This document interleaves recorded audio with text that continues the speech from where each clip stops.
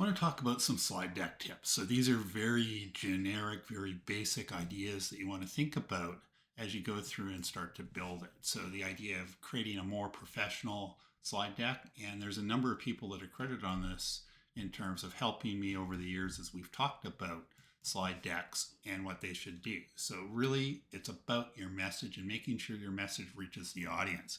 So there's a narrative part of it. So a logical order that leads to understanding and making sure that the path to understanding is clear and it becomes audience friendly. In a lot of cases we talk about, and we'll talk a little bit about making it more visual to make that happen. The structure, the logical order builds support for what you're talking about. Each slide has a takeaway message, and you really have sort of a statement or a thesis statement approach to this so that it makes sense. As you talk about this, the slides connect with it. And then tone, simple, direct, not wordy, specific and detailed, and no jargon or what I affectionately call consultant speak. Make sure that you explain the details as you go through, so that creates more of that narrative as you do it. There's some credibility factors, spelling. So spell check, make sure you've got the right words, not the wrong words.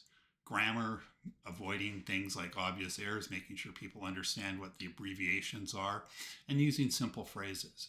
And then the look and feel. Do similar items look the same? Bullets, icons, is there a consistent theme? Is it a consistent template as you go through? In terms of being visual, you want to make sure that they're clean, clear, and relevant. They're labeled, you're using high quality images, and be careful with smart art. It can be inconsistent, so you want to make sure you choose it wisely. Formatting becomes important in terms of consistent formatting and alignment. One font typeface, one font per level, or one font size per level, using things like slide numbers and slide footers to make it look much more professional. And I quite often use tables and boxes because they provide things like consistent alignment.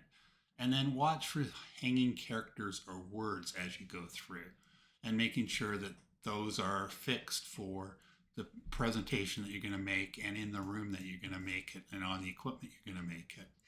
And so where do the factors influence? Audience independent things in terms of credibility are formatting, grammar, typos.